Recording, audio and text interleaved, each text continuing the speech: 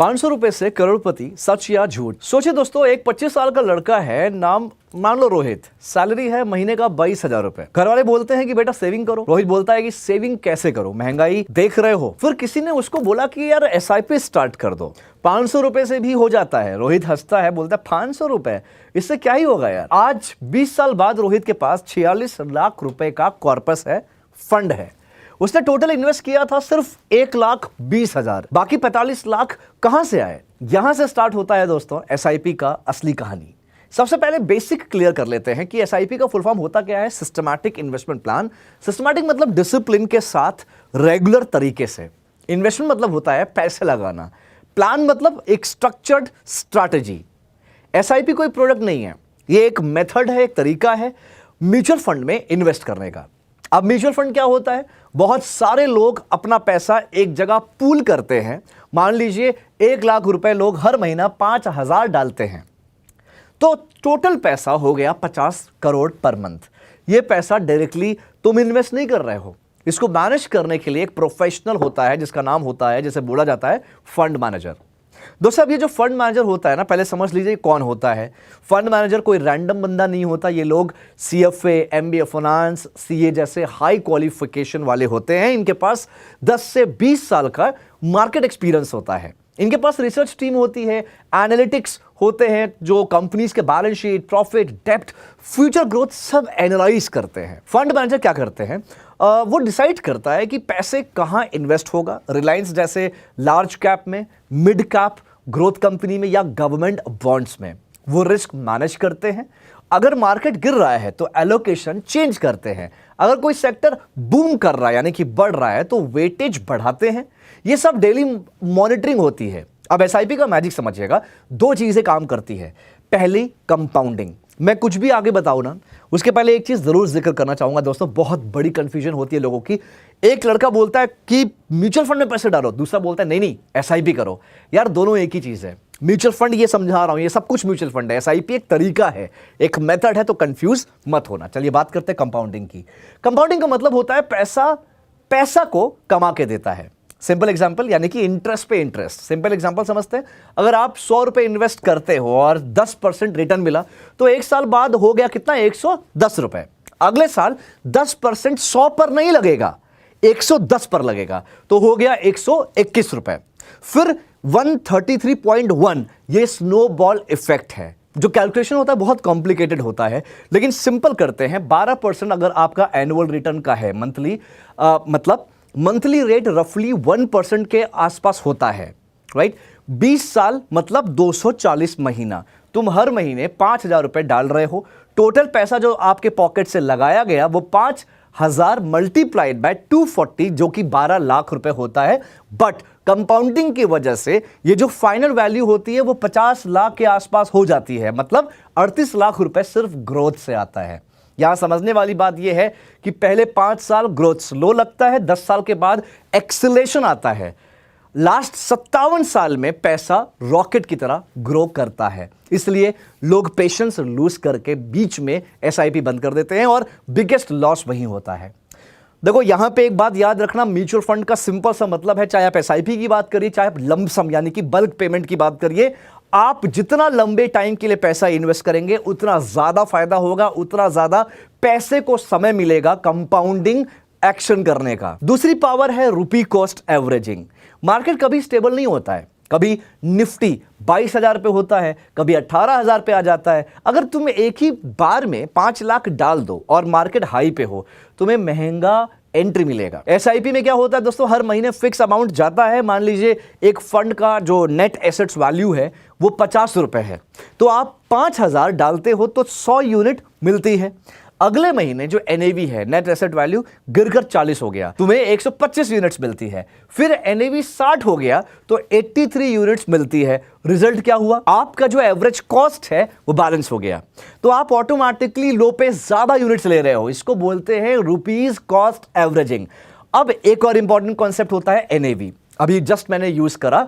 Net assets value मतलब होता है दोस्तों, ये बेसिकली एक यूनिट की प्राइस है। फंड के total assets minus liabilities divided by total units outstanding equals to NAV.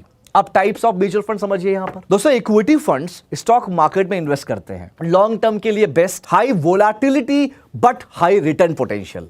अब डेब्ट फंड्स बॉन्ड्स गवर्नमेंट सिक्योरिटीज में इन्वेस्ट करते हैं, stable but limited return. Hybrid funds क्या होता है? मिक्स ऑफ इक्विटी एंड डेब्ट होता है। इंडेक्स फंड्स क्या होता है? निफ्टी 50 या सेंसेक्स को कॉपी करते हैं। पैसिव इन्वेस्टमेंट एक्सपेंस रेशियो कम होता है। अब सेक्टोरल फंड क्या होता है? सेक्टोरल फंड सिर्फ एक सेक्टर जैसे आईटी हो गया या फार्मा हो गया उसमें इन्वेस्ट किया जाता है, रिस्की होते हैं। एक्सपेंस रेशियो क्या होता है यहां पे समझना, मैंने अभी वर्ड यूज किया था एक्सपेंस रेशियो। देखो नाम से पता चल रहा है, खर्च करने वाला रेशियो। ये वो एनुअल फी है जो एएमसी चार्ज करती है फंड मैनेज करने के लिए। एएमसी मतलब एसेट्स मैनेजमेंट कंपनी। अगर दोस्तों एक्सपेंस रेशियो 1% है और फंड 12% कमा रहा है तो आपको नेट अराउंड 11% मिलेगा। अब डायरेक्ट प्लान और रेगुलर प्लान में डिफरेंस क्या होता है? देखिए डायरेक्ट प्लान में डिस्ट्रीब्यूटर कमीशन नहीं होता, इसलिए एक्सपेंस रेशियो कम होता है। लॉन्ग टर्म में डायरेक्ट प्लान ज्यादा बेनिफिशियल होता है। अब रिस्क की बात करते हैं। एसआईपी रिस्क फ्री नहीं है, मैं बिल्कुल नहीं कहूंगा कि रिस्क नहीं है, इसमें रिस्क है। ये एफडी नहीं है। एफडी क्या होता है? Fixed rate of interest, fixed assets है। आपको बोल दिया गया 6%, तो 10 साल के बाद या 5 साल के बाद जितना भी आपने टेन्योर रखा है आपको उतना ही मिलेगा। देखिए यहां पे क्या होता है ना, एसआईपी में मार्केट गिर सकता है, 12 साल नेगेटिव रिटर्न भी आ सकता है, बट हिस्टोरिकली देखा जाए इंडिया का इक्विटी मार्केट लॉन्ग टर्म में 1014% एवरेज रिटर्न दिया है। अब टैक्स समझिएगा, सबसे इंपॉर्टेंट चीज, टैक्स तो लगेगा ही ना। इक्विटी म्यूचुअल फंड में दोस्तों अगर 1 साल से ज्यादा होल्ड किया तो long term capital gain tax लगता है। Long term capital gain tax 1 lakh तक gain per year tax free, उसके ऊपर 10% टैक्स। 1 साल से पहले अगर बेचा तो शॉर्ट टर्म कैपिटल गेन 15%। अब डेब्ट फंड का टैक्सेशन की बात करते हैं, वो अलग होता है और इनकम स्लैब के हिसाब से होता है। दोस्तों आप समझते हैं ना एसआईपी स्टार्ट कैसे करें, इसको प्रैक्टिकली समझते हैं। पहला स्टेप है पैन कार्ड मैंडेटरी होता है, केवाईसी कंप्लीट करिए, आधार ओटीपी से ऑनलाइन हो जाता है। स्टेप 2 है प्लेटफॉर्म चूज करिए। बहुत सारे प्लेटफॉर्म है, इसे हम एएमसी वेबसाइट पे भी जाकर कर सकते हैं। एएमसी का मतलब एसेट्स मैनेजमेंट कंपनी, वो कंपनी जो ये सारे एसेट्स ये सारे फंड मैनेज करती है। अब यहाँ पे ग्रो हो गया, नाम सुना होगा, GROWW। ज़ेरोदा हो गया, आपका पेटीएम मनी हो गया, ये या फिर कोई ना कोई बैंक का एप्लीकेशन हो गया। अब तीसरा स्टेप होता है गोल डिफाइन करिए। रैंडम एसआईपी मत करो यार। आप अभी जब जॉब करना शुरू करे हो, आप एसआईपी क्यों करना चाहते हो? मैं आपको क्लियर बताता हूं, अगर आप मिनिमम 7 साल के लिए एसआईपी करते हो तो ही आपको फायदा होगा। आप ये सोचते हो कि 2 साल 3 साल 4 साल, नहीं होने वाला फायदा।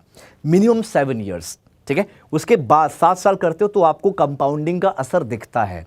अब यहां पे गोल डिसाइड करिए, रैंडम एसआईपी मत करिए। पहले बोलो मुझे 20 साल बाद रिटायरमेंट के लिए 3 करोड़ चाहिए। आप सोचना पड़ेगा आपको कि आपको क्यों एसआईपी करना है, पैसे किस चीज के लिए चाहिए।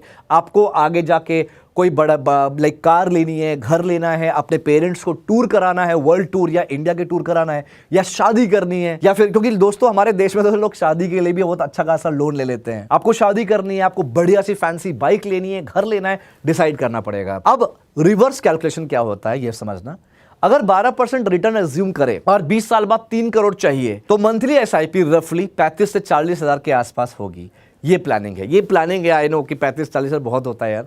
स्टेप नंबर 4 है ऑटो डेबिट मैंडेट सेट करना। ऑटो डेबिट का मतलब होता है कि एक पर्टिकुलर डेट आपने लगा दिया है, उस डेट को आपके अकाउंट से एक पर्टिकुलर अमाउंट हर महीना कटता रहेगा, वो आपके एसआईपी के नाम पे एसआईपी फंड में जाता रहेगा। स्टेप नंबर 5 क्या होता है? Review yearly once. Daily NAV देखना बंद करिए। डेली आप एनएवी मत देखिए, मेरा आज इतना ऊपर गया, उतना ऊपर गया, इतना नीचे गया, क्योंकि दोस्तों महीने 2 महीने 3 महीने में ना आपको वो नेगेटिव में दिखेगा, रेड भी दिखेगा, जो एरो ऊपर जाता है वो नीचे भी दिखेगा। तो इसलिए मैंने कहा कि कम से कम 7 साल तो आपको इन्वेस्ट करना ही है, तो आपको ज्यादा फायदा होगा। अब सबसे पावरफुल स्ट्रैटेजी होता है step up SIP. Step up क्या होता है? मान लीजिए आप ना 5,000 से स्टार्ट करते हो और हर साल 10% बढ़ाते हो। पहले साल 5,000 किया, दूसरे साल 5,500 किया, तीसरे साल 6,050 किया, 25 साल में टोटल इन्वेस्टेड हो सकता है अराउंड 36 लाख रुपए, बट फाइनल कॉर्पस 4 करोड़ के आसपास जा सकता है अगर रिटर्न 12% है। तो आप जॉब कर रहे हो, आपने शुरू करा, आपकी पहली जॉब है, पहली सैलरी है, 20,000 सैलरी आई।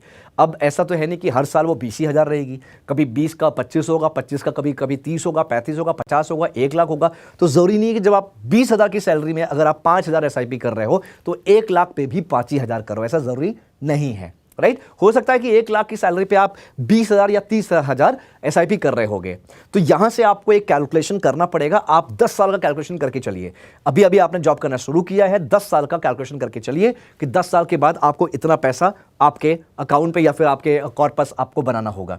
एक चीज और बताना चाहूंगा, जब भी आप अभी अभी जॉब शुरू करते हो ना, पहली सैलरी आ रही है, तो कभी भी पहले सैलरी से SIP मत करिए, कभी मत करिए। आप सबसे पहले ना, मुझे पता है यार, पहली सैलरी होती है, लोगों के पास बहुत सारे डिजायर्स होते हैं, बहुत सारे एक्सपेक्टेशंस होते हैं, आज मैं ये करूंगा वो करूंगा पहली सैलरी से। बहुत सारी चीजें, मम्मी पापा के लिए कुछ लाना, दोस्तों के लिए लाना, गर्लफ्रेंड बॉयफ्रेंड के कुछ ना कुछ लेना, तो ये होता है, ये आम बात है। लेकिन मुझे लगता है कि ठीक है, पहली सैलरी से आपने एंजॉय कर लिया, बहुत अच्छी बात है। दूसरी सैलरी से आपने कर लिया, ठीक है, अच्छी बात है। लेकिन तीसरी सैलरी से ना यार मत करो, तीसरी सैलरी से आप SIP भी मत करो। तीसरी सैलरी से सबसे पहले आप इमरजेंसी फंड इकट्ठा करो। इमरजेंसी फंड क्या होता है? इमरजेंसी फंड का मतलब होता है यानी कि जो भी आपके खर्चे होते हैं ना 1 महीने के, ऐसा हो कि अगर आपकी सैलरी बंद हो जाए, आपकी नौकरी चली गई, खुदा ना खास्ता, और आपको दिक्कत आ रही है, तो आपको वो खर्च कैसे होगा? वो खर्चा आपके अकाउंट में इतने पैसे पड़े होने चाहिए कि आपका एक्सपेंस मैनेज हो जाए। कितना? कम से कम जो भी आपकी सैलरी है, जो भी आपके खर्चे होते हैं, कम से कम 3 से 4 महीना। लोग यहाँ पे जो फाइनेंस वाले होते हैं, फाइनेंशियल इंस्टीट्यूशंस होते हैं, कोई 6 महीना बोलता है, कोई 8 महीना, कोई 10 महीना बोलता है।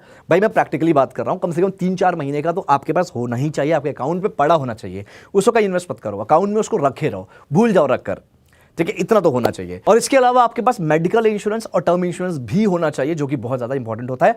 मेडिकल इंश्योरेंस आप लोगों को पता है, जब आपका कोई मेडिकल एक्सपेंस होता है, कोई आपका हॉस्पिटलाइजेशन कोई भी होता है, तो वो खर्चे, जो हॉस्पिटल के खर्चे होते हैं, वो बहुत ज्यादा होते हैं, वो कंपनी मैनेज कर पाए। और एक टर्म इंश्योरेंस होता है, अगर किसी पर्टिकुलर इंसान ने अगर 20 साल, 15 साल, 10 साल के लिए अगर टर्म इंश्योरेंस या इंश्योरेंस लिया है, वो पर्टिकुलर इंसान अगर एक्सपायर होता है तो उसकी नॉमिनी को पैसा मिल जाता है। तो ये सब, इसकी कॉस्टिंग बहुत ज्यादा होती नहीं है। मेडिकल इंश्योरेंस हो गया, टर्म इंश्योरेंस हो गया, अगर मैं दोनों मिला लूँ तो 1,500 के आसपास आपका खर्चा महीने का बैठता है। तो आप ये मैनेज करिए और अपना इमरजेंसी फंड इकट्ठा करिए, उसके बाद SIP करिए। और दोस्तों यहाँ पे ना, मैं जो बता रहा था कॉर्पस की हम बात कर रहे थे, डिफरेंस सिर्फ एक चीज का था, डिसिप्लिन और इंक्रीमेंट। अब सबसे बड़ी गलती है ना जो लोग करते हैं, मार्केट गिरते ही SIP बंद कर देना। मत करो। सिर्फ पास्ट रिटर्न दे के फंड चूज करना, ये भी गलती है। 10 से 15 अलग अलग फंड्स खोल लेना, ये भी गलती है।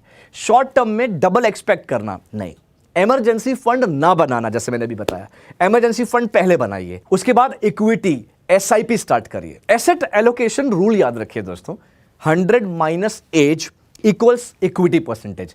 25 साल के हो तो 75% इक्विटी, 40 के हो तो 60% इक्विटी। अब एक ऑनेस्ट बात, SIP तुम्हें करोड़पति बना सकता है, लेकिन एक कंडीशन है, आपको टाइम और डिसिप्लिन, ये बहुत बड़े कंडीशंस हैं। 3 साल में मिरेकल नहीं होगा, 15 से 20 साल में होगा बहुत बड़ा मिरेकल। और वॉरेन बफेट, नाम तो सुना होगा ना, जरा मुझे कमेंट बॉक्स पे डालो, वॉरेन बफेट कौन है? वॉरेन बफेट बोलते हैं कि मार्केट में टाइम स्पेंड करो। दोस्तों एक बार रिसर्च करना, वॉरेन बफेट है कौन, कमेंट बॉक्स में जरूर डालना।